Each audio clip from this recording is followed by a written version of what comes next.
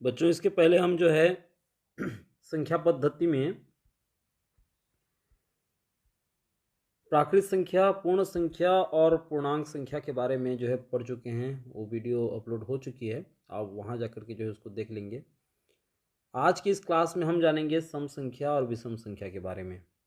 ठीक है, जैसा कि ये प्राकृत संख्या है 1 2 3 4 5 6 7 8 9 10 तक जो है मैंने यहाँ पर लिख दिया है, और उसको मूर्त रूप देने के लिए ये कंकड़ भी मैंने सामने में डिस्प्ले कर दिया है। तो सम संख्या किसे कहते हैं? अंग्रेजी में बोलें तो इवन नंबर, और विषम संख्या को ऑड नंबर। ठीक है, अंग्रेजी में भी जान लेते हैं, इवन नंबर और ये ऑड नंबर। ठीक, तो एक का जो है एक ही कंकड़ दिख रहा है और दो का दो कंकड़ दिख रहेगा, है ना, तीन का तीन। सम संख्या क्या है? सम संख्या वे संख्या सम संख्या कहलाती हैं जो दो से पूर्णतः विभाजित हो जाए, मतलब दो के पहाड़ा में वो रहे। और इसको सरल भाषा में कहूँ तो उन संख्याओं के जोड़े बन जाएं। यदि मूर्त रूप में दें तो उसका जोड़ा बन जाए। जैसे एक का तो जोड़ा नहीं बोल रहा है, एक ही कंकड़ है, लेकिन दो का जोड़ा, ये देखिए ये जोड़ा बन गया। हम एक डिब्बे में दो दो को जो है शामिल कर रहे हैं और पूरा का पूरा यदि भर जाता है, उनका जोड़ा बन जाता है, तो सम संख्या है। तो यहाँ पर देख रहे हैं कि दो क्या है, सम संख्या है, और जिनके जोड़े नहीं बन रहे हैं वो विषम संख्या है, एक का नहीं बना। ठीक है, मतलब एक जो है दो से पूर्णतः विभाजित नहीं हुई तो उसको विषम संख्या कहेंगे। उसका जस्ट उल्टा, सम का उल्टा विषम। तीन का देख रहे हैं, तीन का में ये जो है दो का तो जोड़ा बन गया, लेकिन एक जो है छूट रहा है, तो एक छूट रहा है मतलब ये विषम संख्या है। चार में देखें, चार का जो चार कंकड़ है उसमें हम जोड़े बनाते जाएं। जोड़े बनाना मतलब एक जोड़े में दो संख्या है ना, तो ये दो दो की संख्या में देखिए दो का ग्रुप बन गया, तो ये पूरा पूरा जो है विभाजित हो गया दो से, तो वो सम संख्या चार कहलाएगी। चार जो है सम संख्या कहलाएगी, सॉरी। ठीक है, पाँच का देखें तो पाँच में जो ये जोड़ा बन गया, दो का जोड़ा बन गया, ठीक है, और एक जो है छूट गया, तो ये विषम संख्या ऑड नंबर में आ जाएगा। उसी प्रकार से छः जो है सम संख्या होगी, क्यों? देखिए ये जोड़ा बन गया, तो ये सम संख्या। इसका देखते हैं, ये बन गया लेकिन एक छूट गया, तो ये सात जो है इधर। ठीक, समझ में आ ही गया होगा आपको, ये जोड़ा बन गया एक, देखिए जोड़ा बनता जा रहा है, पूरा का पूरा जोड़ा बन गया आठ, इसलिए वो क्या होगा, आठ जो है सम संख्या होगी। नौ में देखें, ये देखिए हम काटते जाएं इसको, दो दो के जोड़े को, तो एक बच गया, तो इसलिए ये क्या होगा, विषम संख्या। अब आप लोग देख पा रहे होंगे 10 एक बचा है, इसको भी कर लें। ये देखिए पूरा का पूरा कट गया, तो ये क्या इतना ही है, इसके आगे भी होगा, है ना। 2 4 6 8 10 फिर 12, है ना, पहाड़ा पढ़ते जाओ। दो का पहाड़ा, दो दूनी चार, दो तिया छः, दो चौका आठ, दो पंचे 10, दो छिक्का 12, दो सत्ते 14, है ना, दो अट्ठे 16, दूनी 18, दो दहम 20। इस प्रकार से ये अनंत तक। और विषम संख्या में भी वही। अब यहाँ पर जो सम संख्या जो है इधर लिख लिए हैं, तो जो बच गया वो विषम संख्या है। 1 3 5 7 9, फिर 11 आ जाएगा, फिर 13 आ जाएगा। एक एक को छोड़ के जो है हमको जो है लिखना है। ठीक है, तो ये विषम संख्या हो गया। इनका जो है जोड़ा नहीं बन रहा है और साथ में ये दो से पूर्णतः विभाजित भी नहीं है।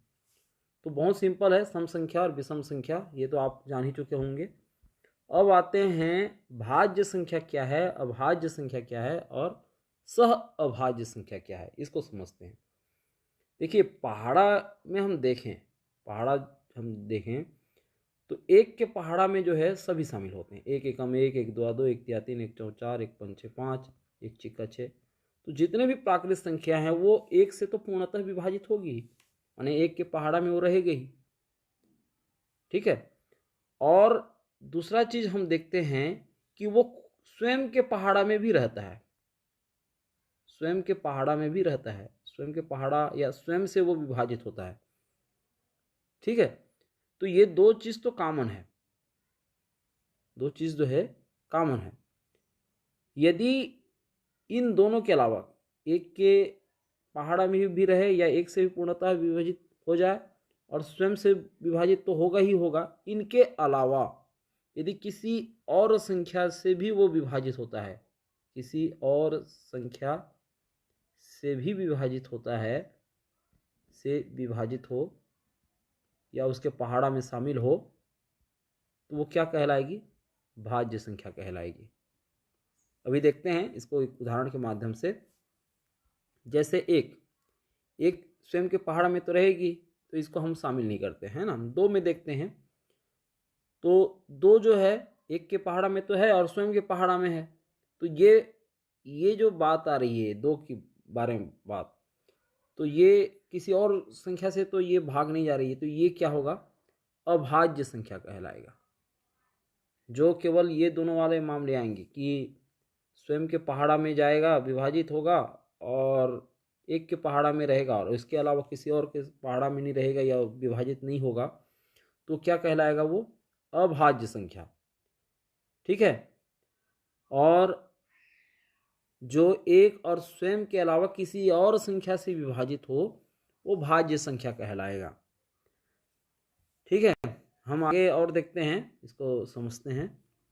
फिर देखते हैं तीन का भी वही मामला आ रहा है, एक और स्वयं से ही जा रहा है, किसी और से नहीं जा रहा है, इसलिए तीन भी क्या है? अभाज्य संख्या है। चार को देखते हैं। चार जो है एक में तो जाएगा ही, अब एक में जाएगा, स्वयं में जाएगा, ये मैं बार बार आपको नहीं बता रहा हूँ, क्योंकि ये हो सभी में है। सभी संख्या जो है स्वयं से विभाजित होगी और एक से भी होगी, लेकिन उसके अलावा किसी और संख्या से विभाजित हो, उसकी हम बात कर रहे हैं। तो एक से जाएगा, चार से जाएगा, इसके अलावा जो है दो में देखिए, दो दूनी चार भी होता है, दो दूनी चार, तो ये एक अन्य संख्या है जिससे ये चार विभाजित हो रही है, इसलिए चार जो है क्या है? भाज्य संख्या है। ठीक है। तो भाज्य का यदि सामान्य अर्थ हम देखें तो भाग चली जाए, भाग चली जाए, उसको हम भाग, किससे भाग चली जाए? किसी और संख्या से भाग चली जाए। एक और स्वयं को हम छोड़ ही देना है, वो तो हर संख्या में वो जाएगी जाएगी, है ना। उसके अलावा इन दोनों स्थितियों के अलावा, इन दोनों स्थितियों के अलावा जो है यदि कोई बात आ रही है तो वो भाज्य संख्या होगी। ठीक है। पाँच में देखते हैं, तो पाँच जो है ये क्या होगा? अभाज्य होगा, क्योंकि किसी और संख्या से वो भाग नहीं जा रही है। ठीक है। और छः को देखें, तो छः जो है, छः का यदि हम इस रूप में करें, ये भाग जाती है कि नहीं? एक तो देखिए, एक यदि एक एक का बंटवारा करें, मतलब एक एक का भाग करें, एक एक का पहाड़ा करें, वो तो होगा ही। अब एक एक का बंटवारा करेंगे तो एक एक एक सबको मिलेगा। या स्वयं का भाग यदि बोले तो पूरा का पूरा यदि करें तो ये विभाजित हो गया। ये मैं बार बार आपको बता रहा हूँ कि एक के पहाड़ा और स्वयं के पहाड़ा में वो शामिल रहेगा ही। पहाड़ा में शामिल होना यानी उसका बंटवारा करना, भाग करना, तो ये होगा ही। लेकिन जैसे हम छः की बात करें, छः संख्या की, ऐसा बंटवारा करें कि पूरा का पूरा विभाजित होगा कि नहीं। अब जैसे दो दो का हम करते हैं, दो दो का यदि भाग करें, ठीक है, दो दो का बंटवारा करें, ये देखिए पूरा का पूरा विभाजित हो गया, मतलब ये दो के पहाड़ा में है। और कितना बंटवारा हो रहा है? एक दो तीन, तीन बंटवारा। दो दो का हम यदि भाग करें तो तीन बंटवारा हुआ, या दो तिया छः हुआ। ठीक है। तो ये छः जो है क्या है? भाज्य संख्या है। इसके अलावा यदि हम तीन तीन का भी यदि बंटवारा करते तो भी ये पूरा पूरा भाग चला जाता। ठीक है। चलिए कोशिश करते हैं चार चार का बंटवारा करने का। तो चार चार का बंटवारा करें, एक में जो है चार बंटवारा आ गया, लेकिन दूसरा बंटवारा में तो दो ही आ रहा है, तो इसका मतलब ये पूर्णतः विभाजित नहीं हो रही है चार से, लेकिन दो और तीन से तो हो ही जा रही है। तो छः जो है किसी और संख्या से विभाजित हो रही है स्वयं और एक के अलावा, इसलिए वो क्या होगा? अभाज्य संख्या कहलाएगा। ठीक है। आप जो है, आप लोगों के लिए ये होमवर्क है कि एक से लेकर के 100 तक की गिनती में, ठीक है, या गिनती कहें तो प्राकृत संख्या में, 1 से लेकर 100 तक के प्राकृत संख्या में ऐसे कितने अभाज्य संख्या हैं, इसको आपको जो है कमेंट में जो है आपको लिख के भेजना है।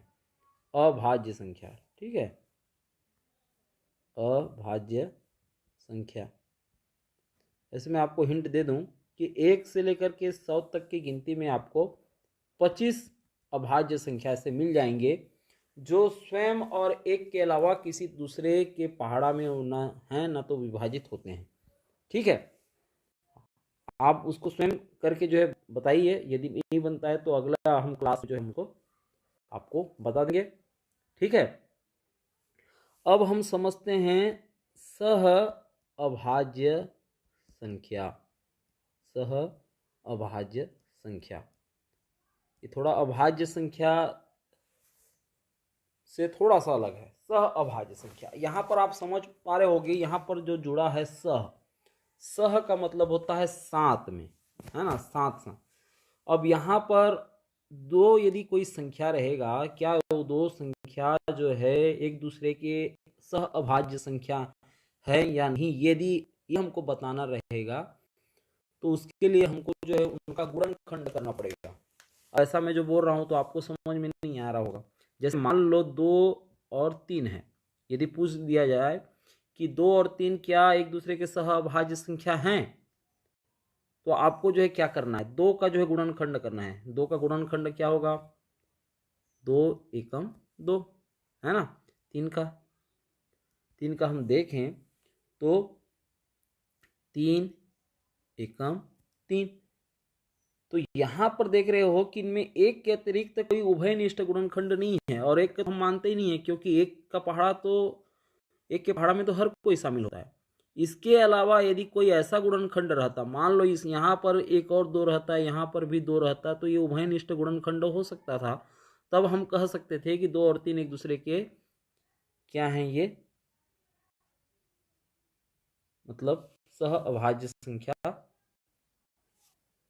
एक मिनट, थोड़ा व्यवधान आ गया था। हाँ, वे दो संख्याएं जिनमें एक के अतिरिक्त कोई उभयनिष्ठ गुणनखंड न हो, एक के अतिरिक्त कोई उभयनिष्ठ गुणनखंड न हो, तो वो सह अभाज्य संख्या कहलाती है। तो यहाँ पर देखिए, ऐसा मान लो स्थिति बन गई कि 2 का जो है यदि गुणनखंड दोनों में 2 और 3, अब ये उदाहरण के लिए है भाई, ऐसा यदि आ गया मान लो कोई स्थिति, ये इनका गुणनखंड नहीं है, तो वो क्या होगा, एक दूसरे के सह अभाज्य संख्या नहीं कहलाएंगे।